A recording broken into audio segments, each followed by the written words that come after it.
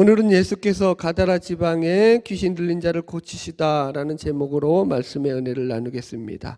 오늘 본문은 예수님께서 가다라 지방에 가셔서 그곳에서 귀신 들린 자 둘을 만나시고 그들에게 귀신을 몰아내 주신 사건입니다. 그래서 지난주에 제가 이 본문을 가지고 성경적 귀신론에 대해서 말씀을 나누었습니다. 다 기억하고 계시겠지만 귀신의 존재는 죽은 자의 혼령이 아니라고 말씀드렸습니다. 귀신은 사탄 마귀의 졸개들인 타락한 천사들로서 이것들은 영물들로서 사탄을 추종하면서 따르고 있는 사탄의 세력들이라고 말씀을 드렸습니다.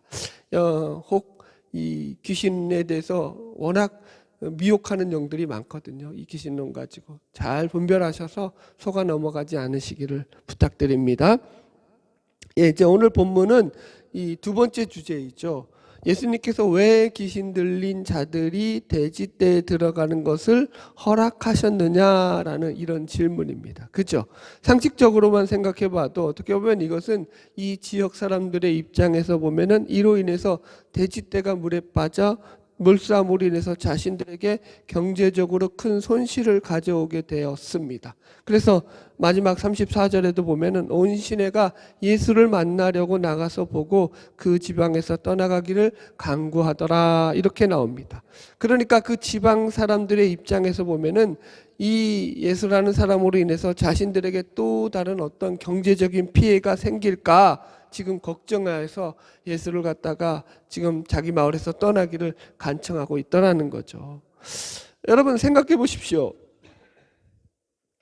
예수님께서 하시고자 하시면 얼마든지 그냥 귀신들을 쫓아내실 수 있잖아요.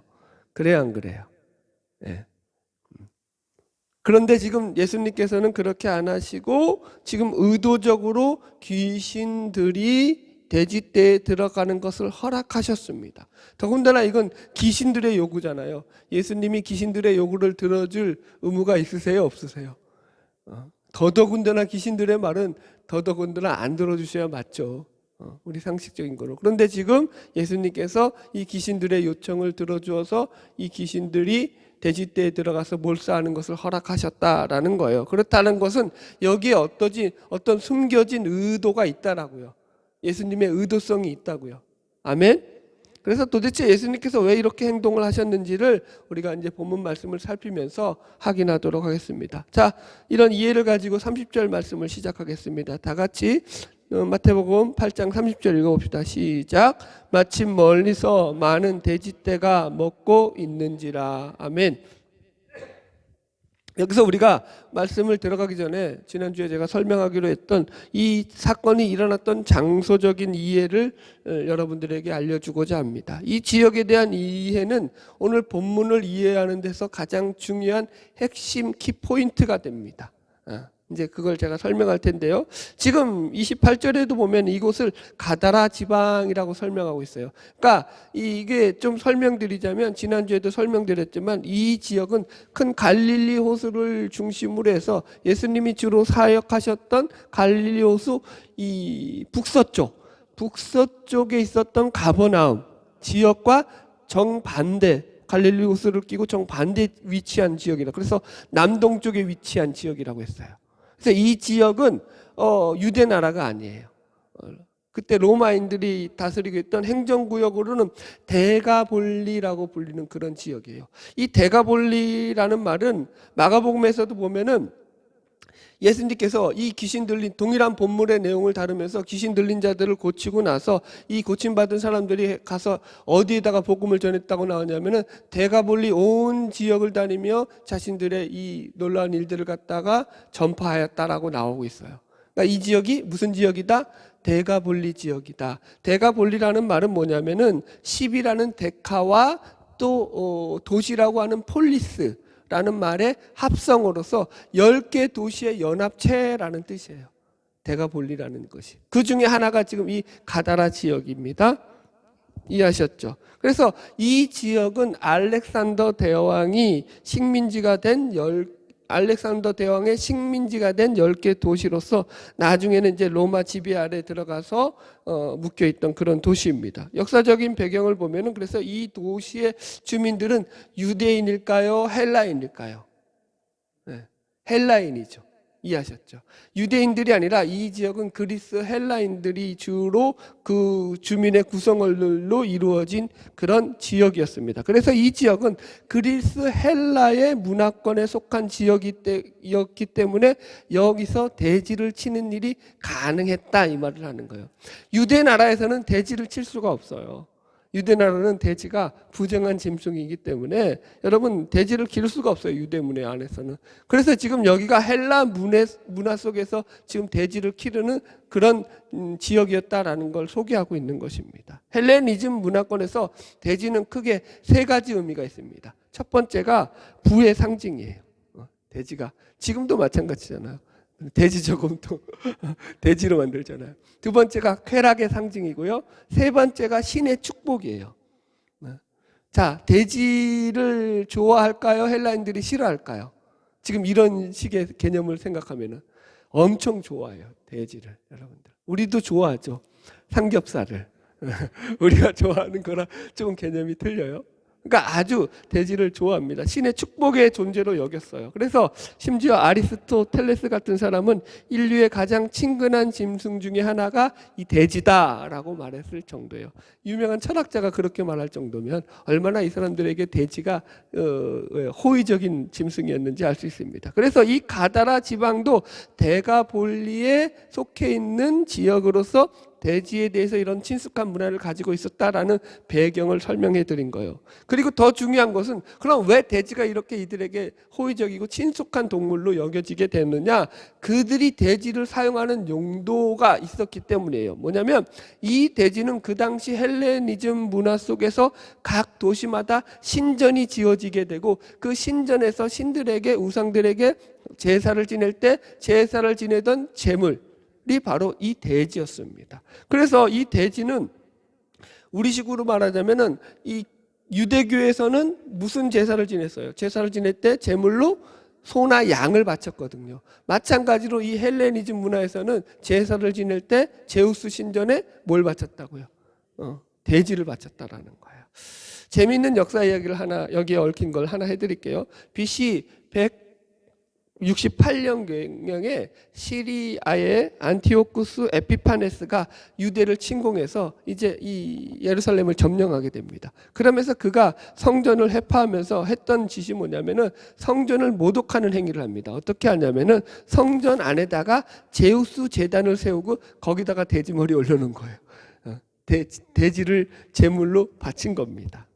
그래서 이 일로 인해서 유대인들이 자신들이 섬기는 이 신전, 성전이 모독당했다라고 생각하고 그래서 크게 반란을 일으켜서 이를 계기로 해가지고 일어났던 게 여러분들은 모르겠지만 신구약사의 아주 중요한 역사적 핵을 그었던 마카비 혁명이라는 게 이때 일어나요. 어떤 그런 게 있었다고요, 여러분들. 그래서 이런 이방인들의 제사 문화를 우리가 이해할 필요가 있습니다. 유대인들은 대지를 부정한 짐승으로 생각했기 때문에 자신들의 성전에 대지 제단을 만드는 것은 자신들이 섬기는 신인 여호와 하나님에 대한 엄청난 모독으로 인식했습니다. 그러나 반대로 생각하면 그 당시 침략군이었던 이 침략군들의 입장에서 보면은 헬레니즘 문화권의 영향 속에서 자신들이 섬기는 그 신전에다가 대지를 바치는 건 아주 당연한 일이라고요. 그 당시의 싸움은 어떤 싸움이었죠? 고대 전쟁의 싸움은 이게 단지 나라와 나라의 싸움이 아니라 그 나라가 섬기고 있는 신과 신들의 싸움이었다고요. 그래서 이긴 나라의 신이 진 나라의 신을 지배하게 돼 있는 거예요. 그런 개념에서 거기서 그 성전에 들어가서 이들은 대지를 바친 거라고요. 자, 그래서 이 헬레 문화권에서 속해 있던 대가볼리 지역은 신전에서 돼지를 잡아서 신들에게 바치는 제사가 그들의 일상적인 제사 행위였다라는 것을 여러분들이 먼저 이해할 필요가 있습니다. 그래서 본문에 나오지 않지만 동일한 본문을 다루고 있는 마가복음에 보면 이 돼지떼의 숫자가 2,000마리다 이렇게 나와요. 제가 읽어드릴게요. 마가복음 5장 13절입니다. 허락하신데 더러운 귀신들이 나와서 돼지에게로 들어가매 거의 2,000마리가 되는 때가 바다를 향하여 비탈로 내리다라 바다에서 몰사하거늘. 2,000마리. 여러분들은 2,000마리라는 숫자가 어떻게 느껴지셔요?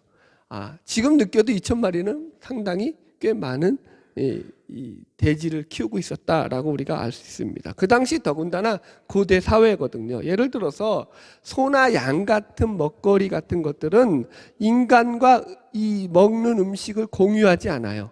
얘들은 풀을 뜯어 먹죠. 초원에서 내비두면 지들이 먹을 걸 채워요. 그러나 돼지는 그렇지가 않죠. 잡식성이면서도 인간의 먹거리인 곡물, 곡식을 자신들의 주 식량으로 하는 짐승입니다. 그래서 인류 역사를 보더라도 여러분들 돼지가 이렇게 대량으로 양돈되어서 인간의 이 먹거리로 제공되고 인간의 음식으로 제공됐던 그 역사가 그렇게 오래되지 않았어요.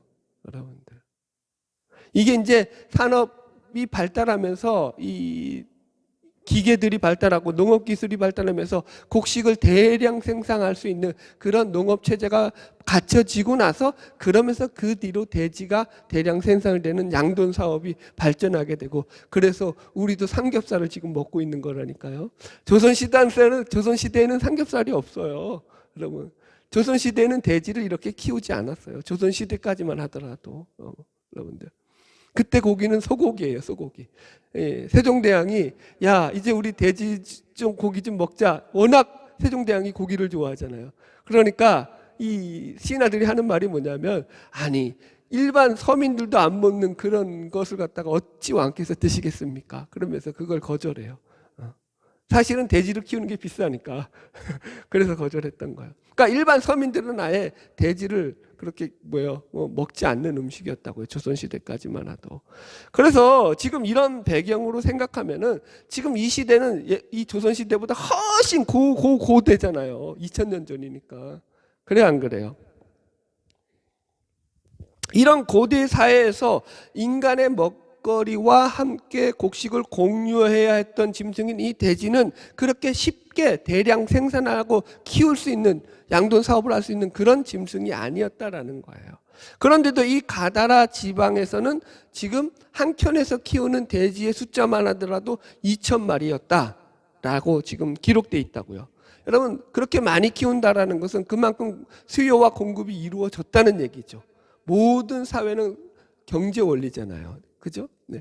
여러분 수요가 없는데 공급이 이루어져요? 아니에요. 그만큼 어디서 그 돼지떼를 필요로 했기 때문에 그만큼 많이 키우는 일들이 가능했다고요. 그걸 그렇게 비싸게 좀 많은 어떤 경제적인 소비를 들여가면서 키워야 되는 동물이었음에도 불구하고 그것을 소비했던 지역이 어디였다라고요? 바로 신전에서 드려지는 제사의 제물. 그러니까 다른 말로 하면 그 당시 이 지역에서 신전 제사가 아주 왕성하고 활발하게 이루어졌다라는 해석이 가능한 대목이 된다고요. 2,000마리는. 할렐루야. 자, 이런 이해를 가지고 또 본문 들어갈게요. 31절 들어갑시다. 시작. 귀신들이 예수께 간구하여 이르되 만일 우리를 쫓아내시려면 돼지떼에 들여보내 주소서 하니. 여기서도 신학적인 재밌는 주제가 나와요. 지금 성경을 보면 이 귀신들이 예수님께 요청하는 것이 뭐냐? 자신들을 쫓아내려거든 돼지떼에 들여가게 허락해 달라라고 하는 거예요. 할 말은 많지만 시간 관계상 이거는 줄일게요. 그럼 왜 이렇게 요청을 했겠느냐? 그냥 큰 주석적인 견해는 이런 견해예요. 대부분 가다라 지방의 돼지떼를 이 귀신들이 몰살시킴으로 말미암아서 사람들로 하여금 예수님을 그 지역에서 쫓아내도록 의도했다라는 거예요. 그러니까 이 귀신들이 의도했던 대로 예수님은 이 가다라 지방에서 그래서 사람들로 인해서 외면당하고 배척받죠. 그런 목적이었을 것이다라는 것이 주 견해입니다. 자, 32절 계속 넘어가겠습니다. 시작. 그들에게 가라 하시니 귀신들이 나와서 돼지에게로 들어가는지라 온 때가 비탈로 내리더라 바다에 들어가서 물에서 몰사하거늘. 예. 그래서 예수님께서는 결국 이 귀신들의 요구를 들어주셔서 결국 공공연히 인간들이 경제적으로 큰 재산의 손해를 입는 그런 일들이 발생하게 됩니다. 그럼 왜 예수님이 이들의 요구를 들어주셨느냐라는 질문을 우리가 가져야 돼요. 저는 이것을 크게 두 가지로 묵상을 했는데요. 그런데 이 두 가지 주제가 모두 하나로 연결은 돼 있어요. 영적 싸움이라는 거. 그죠? 흑암의 세력, 즉 이 사탄인 어둠의 세력인 이 사탄과의 영적 싸움이라는 것이 큰 통으로 하나로 묶여져 있으면서, 그러면서도 거기서 이제 두 가지로 제가 생각을 했습니다. 첫 번째가 뭐냐면, 이 돼지 떼는 그냥 양돈 사업을 통한 경제 개념으로 우리가 이해하면 안 된다는 거예요. 지금 본문에서 등장하는 이 돼지 개념은, 이 돼지 떼는 그리스 헬라의 각종 신들을 숭상하는 신전에 바쳐진 제물로서 이방인들이 자신들의 우상을 숭배하는 데서 가장 결정적인 역할을 했던 우상 숭배의 매개체, 매개물이 된다라는 거예요. 이게 제일 중요해요. 이런 겁니다. 유대인들에게서 양의 개념은 어떤 개념이냐면, 단순히 그냥 뭐예요? 짐승이 아니라, 유대인들도 이 양을 제물에 바칠 때, 제단에 제물에 바치는 제사에 쓰여지는, 제사에 바칠 때 쓰여지는 제물로서 드렸거든요. 그들의 제사 중에서 제일 큰 게 뭐냐면, 이게 죄를, 자신들을 갖다가 회개하는 그런 제물로서 이 화목제로도 드리고 번제로도 드리거든요. 그래서 그걸 갖다가 대속 제물이라고 하잖아요. 예수님은 무슨 제물로 죽으셨다고요? 대속 제물로. 그래서 어린 양이라고 예수님을 지칭하는 거잖아요. 그러니까 양이라는 개념은 유대인들에게서 대속 제물의 개념이 있다고요. 지금 헬라 문화에서도 이 돼지라는 개념이 이런 비슷한 개념이라고요. 어떤 개념이라고요? 우상 숭배를 하는 데 있어서 가장 중요한 우상 숭배의 매개체, 매개물 역할을 하는 짐승이라는 것입니다. 자, 보세요. 지금 예수님께서 이 땅 가운데 왜 오셨어요? 하나님 나라의 복음을 전파하라고 오셨죠. 그래서 지금 이방 나라인 이 데가볼리 지역 가다라 지방에도 들어가신 거예요. 예수님께서 공생의 기간을 살다 가셨습니다. 그 가운데서 이 가다라 지방에서도 하나님 나라의 복음을 전파하시려고 들어가셨습니다.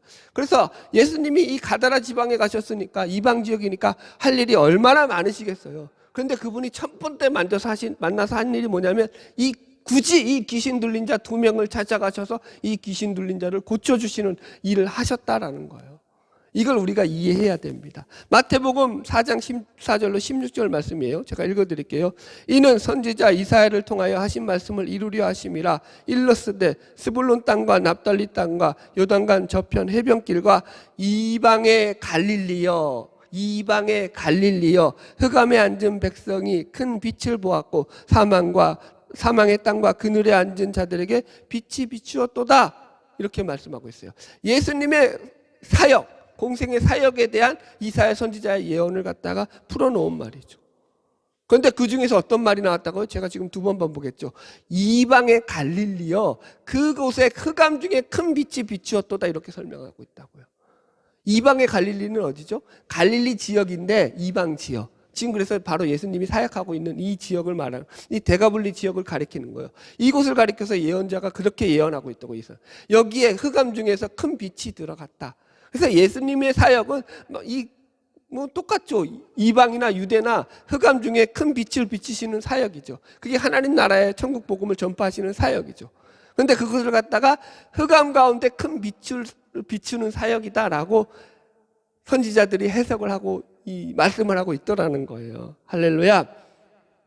자, 그럼 묻겠습니다. 흑암은 뭐고 큰 빛은 뭐예요? 흑암은 뭐냐면 하나님께 속하지 않는 것이 흑암이죠. 하나님을 외면하고 살아가는 것, 하나님을 떠나 있는 것.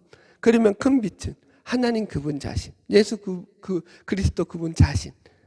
그래서 그 하나님께 속한 나라가 이 큰 빛이죠. 그래서 거기를 벗어나 있는 자들에게 그 빛 안으로 들어오게 하시는 것이 하나님 나라로서 천국 복음을 전파하시는 예수 그리스도의 가장 중요한 사역이었다라는 거예요. 그래서 이 흑암에서 큰 빛으로, 이 큰 빛을 비추시는 예수님의 하나님 나라의 사역은 크게 2가지로 또 분리되죠. 하나는 유대 땅에서, 하나는 이방인의 땅에서. 유대 땅에서는 이 큰 빛을 비추는 사역이 어떻게 이루어지죠? 유대인들에게 흑암은 뭐죠? 유대인들에게서 흑암은 그들의 잘못된 선민의식으로 말미암아서 이게 좀 진전돼서 잘못된 율법주의로 가고, 그래서 율법을 가지고 자기 의를 세우고 자기를 나타내려고 하는 이런 잘못된 외식적인 신앙에 대해서, 이게 흑암이죠. 예수님이 그래서 산산수훈에서 말씀하셨던 얘기도 다 그거 깨는 얘기 하시잖아요. 그게 바로 하나님 나라의 복음을 전파하시는 일이었죠. 그들은 하나님을 모르지 않아요. 그런데 하나님을 잘못 섬기고 있었죠. 그래서 그게 흑암을 깨는 일이었다면 이방인들에게서 대표적인 흑암은 뭘까요? 여러분, 어렵지 않죠? 이방에서 제 대표적인 흑암은 바로 이 우상 숭배입니다. 하나님을 모르고 이 거짓된 우상들을 자신들이 만들어서 그것을 숭상하고 숭배하는 일입니다. 그들은 자신들이 만들어 오는 이 거짓된 우상 신전 앞에서 제단을 쌓고 제사를 드리면서 우상을 섬기느라고 정작 그들을 창조하시고 그들 가운데 역사하시는 하나님을 외면하고 대적하며 사는 자들이었던 것이기 때문입니다. 그래서 지금 예수님께서 오늘 본문의 말씀을 통해서 이방의 도시였던 가다라 지방에 가셔서 실제적으로 행하시는 이 하나님 나라의 사역이 바로 이 우상을 깨트리는 이 사역을 통해서 하나님 나라의 복음을 전파하고 계시더라, 이 뜻이 됩니다. 여러분, 그게 어떤 현상으로 나타났다고요? 지금 우상 숭배의 가장 중요한 매개물이 되었던 돼지떼에 몰사하는 그런 어떤 모습을 통해서, 그 상징을 통해서 우상을 배격하시는 모습으로 나오시더라는 거예요. 보세요, 예수님은 유대인에게는 하나님 나라를 선포하시면서 그들이 잘못 알고 있는, 그리고 잘못 배워서 알고 있었던 그 율법주의적인 외식을 깨트리는데 모든 말씀과 모든 가르침을 할애하십니다. 그죠? 그들에게 너희들 왜 우상 섬기느냐고 그런 책망은 안 하셔요. 유대인들한테는. 그죠? 근데 이방인들에 가서는 예수님께서 처음부터 끝까지 그들이 우상을 섬기는 것에 대해서 그 우상들을 해파하시고 그 우상들을 배격하시는 일로 하나님 나라의 복음 전파 사역을 이루십니다. 그래서 예수님은 지금 그들이 우상을 섬기는 데 있어서 가장 우상 숭배의 중요한 매개물이 되었던 이 돼지떼를 몰살시킴으로써 이들에게 그 사실을 알리시는 것입니다. 그러나 못 알아먹죠. 그런 의미가 있는 거를. 어쨌든 여러분, 그래서 지금 예수님께서 돼지떼를 몰살시켰다라는 것은 이게 단순한 경제를 망가뜨리는 경제 논리가 아니라 그 속에 이 땅의 진정한 신이 누구고 이 땅의 진정한 주인이 누구인가를 알리시는 그런 하나님 나라의 사역을 전파하시는 큰 빛을 비추시는 사역으로서의 그 사역이라는 걸 우리가 이해할 필요가 있습니다. 보십시오. 하나님을 떠난 인간들이 하나님을 떠나서 하는 일이 이런 우상 숭배입니다. 그래서 이 땅은 온갖 우상들이 가득 차 있죠. 뭐예요? 일본이 3만인가 신이 그렇잖아요. 일본들이 섬기는 다신교회 나라가 일본이 3만의 우상을 섬기는데 인도는 3억이래요. 그 섬기는 우상이. 난 그 소리 듣고 깜짝 놀랐어요. 아니 3억이라면 인간들 숫자가 적은데 3억이란 이 신의 숫자가 3억이라면 말 다 했죠. 뭐 어마어마하죠.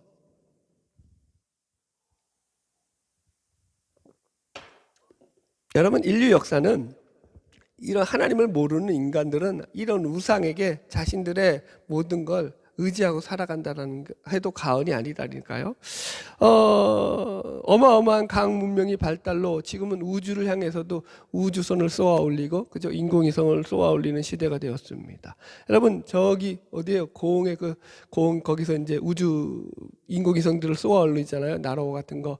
그러면서 제가 깜짝 놀랐던 것은 그것을 인공위성을 쏘기 전에 제일 먼저 그들이 하는 게 뭐냐면은 그 앞에서 고사를 지내는 거예요. 고사. 돼지 머리 놓고 고사 지내면서, 그러면서 이제 그거 쏘아 올리기 전에 고사 지내더라고요. 우리나라 최고의 과학대학교인 카이스트 대학에서 이제 개발비만 하더라도 수백억이 드는 그런 놀라운 엄청난 기술 개발 프로젝트를 이제 개발하면서 이 기술 개발팀에서 모여서 그 일을 진행하기 전에 제일 먼저 하는 일이 뭐냐면은 그 앞에다가 돼지머리 놓고 제사를 지내는 거예요. 고사를 지내는 거예요. 그리고 절하면서 거기다가 10,000원짜리 착착 끼우면서 개발을 잘 되게 해달라고 기원을 하더라고요. 여러분, 똑똑하다고 자기가 지식이 많다고 우상을 섬기지 않는 게 아니라니까요. 여러분, 그거랑 관계없어요. 영적인 일이라고요. 여러분, 인간은요, 아무리 똑똑하고 그가 아무리 지식이 많아도 그리스도를 만나지 못하는 한 그가 섬기는 우상의 올무에서 벗어날 수 없는 존재입니다. 오직 우리 주 예수 그리스도만이 이 우상의 올무에서 우리를 자유롭게 해방시킬 수 있는 유일한 구세주가 되심을 믿으시기 바랍니다. 할렐루야.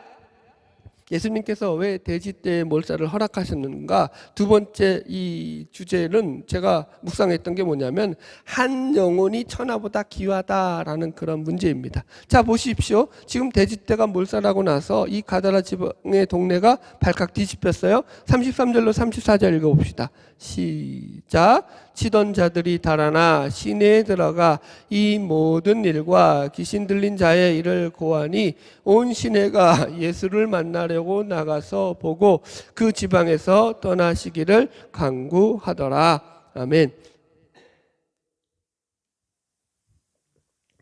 지금 이 동네 사람들이 예수님께 쫓아와서 이 소식이 듣자마자 예수님이 그 동네에서 떠나가기를 간구했다 이렇게 나와요. 여러분, 이들이 왜 예수님이 떠나가기를 간구합니까? 어쨌든 이 마을에서 귀신 들렸던, 그래서 마을의 가장 큰 골칫거리였거든요. 사람들이 그 길로 못 지나다녔다고 나오잖아요. 싸나와서. 그런데 이 귀신 들린 어쨌든 자기 동네 사람들이었다고요. 자기 주민들 같은 이웃이었다고요. 그러니까 이 귀신 들린 한 사람도 아니고 두 사람이나 고쳐주셨는데 고마워하고 감사해야 될 일 아닙니까? 그런데 이들은 예수님을 지금 떠나라라고 한단 말이에요. 이건 무슨 논리로 생각한 거예요? 이들에게 경제 논리로 생각할 때는 자신들에게 이게 엄청난 손해가 됐다라는 거예요. 손익계산서를 써보니까 이 귀신 들린 사람, 고침받은 이 두 사람의 의해서 얻는 이익보다 자신들이 재산적으로 손해본 돼지떼 2,000마리가 훨씬 더 큰 손해더라는 거예요. 생각해 보십시오. 앞에서도 잠깐 설명드렸지만 지금 2000년이나 이전이었던 이 고대 사회에서 식량이 그렇게 넉넉하지 않던 그런 시절에서 이게 돼지를 갖다가 이 대량으로 키우는 것도 만만치 않는데 이 2,000마리의 돼지가 한꺼번에 죽었으니 이들은 돼지를 어떻게 키웠을까요? 금이야 오기야 내 새끼 하면서 키웠던 이 돼지떼들이 한꺼번에 죽었던 거예요. 그러니까 얼마나 자기들에게 큰 경제적 손실을 가져오게 했느냐라는 거예요. 그러니까 이런 계산법으로 따지면 예수님이 계시면 자신들에게 더 큰 손해가 날 것이기 때문에 빨리 여기서 내쫓아야 되는 거죠. 여러분, 그러니까 이런 계산들 속에서는 자신들에게 무엇이 더 이득이냐 손해냐라고 하는 이런 이해타산적인 계산만 있었지, 이들에게 예전에 그들과 같이 있으면서 같이 이웃으로 살면서 그러다가 귀신이 들려서 고통당하고 있었던 이 두 사람의 고통에 대해서는 이들에게 별 큰 의미가 없었다라는 것을 우리가 알 수 있습니다.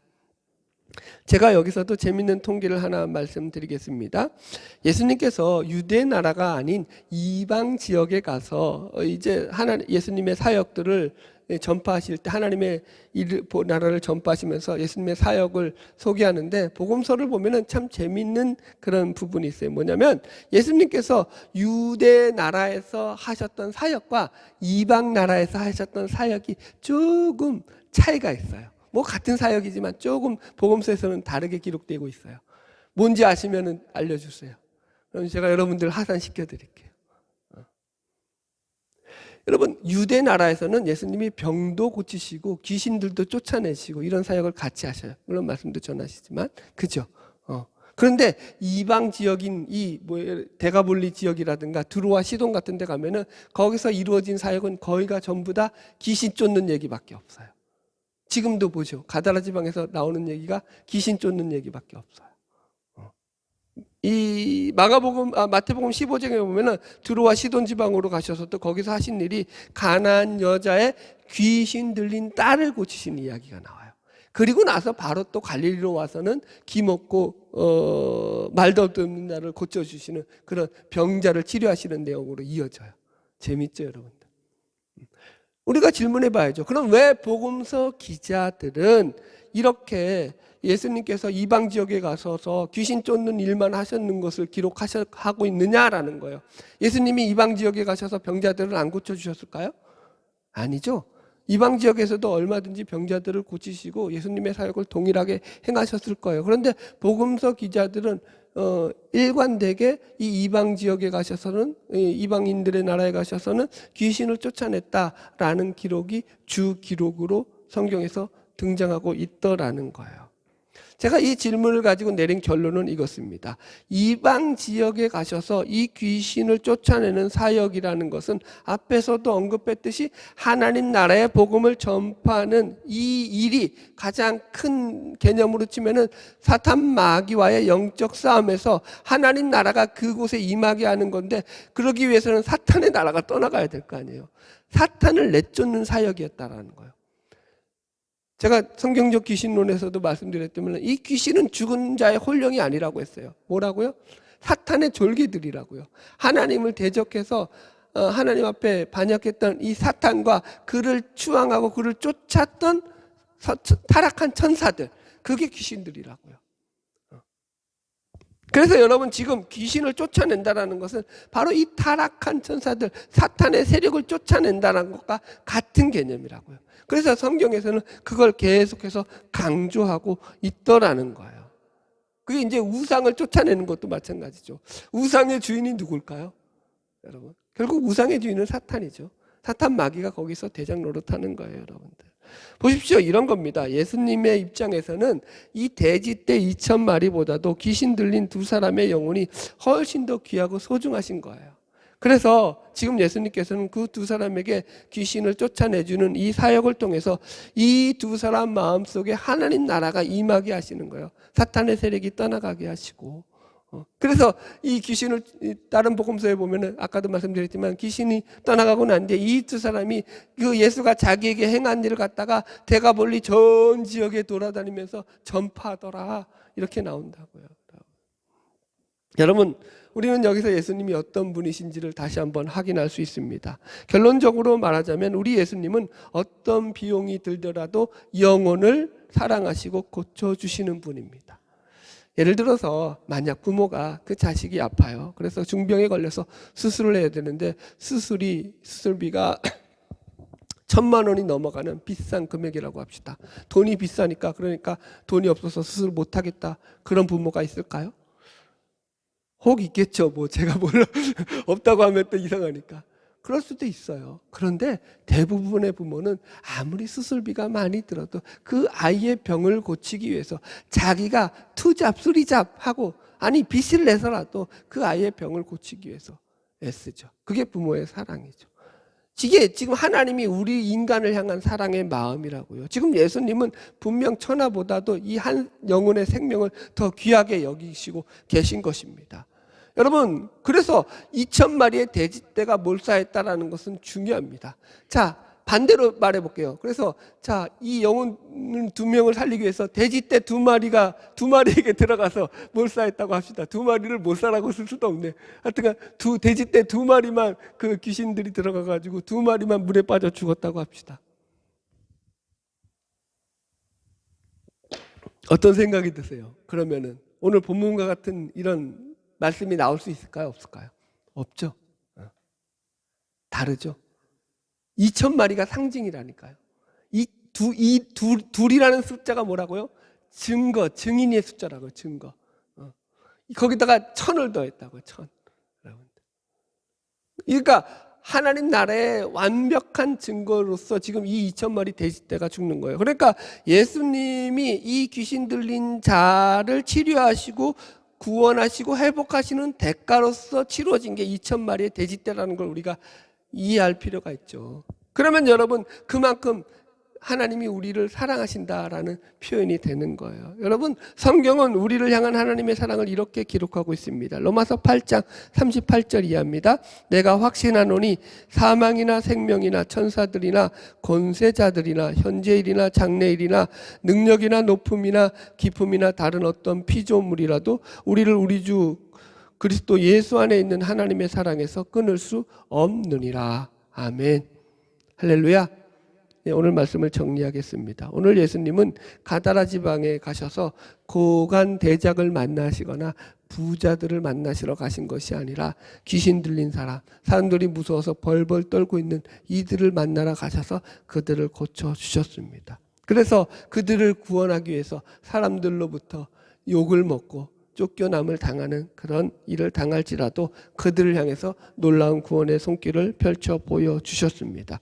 그리고 예수님께서 행하셨던 이 사역이야말로 오늘날 우리 신자들이 세상에 나가서 행하여야 할 가장 큰 하나님 나라의 사역인 것을 우리가 기억할 필요가 있습니다.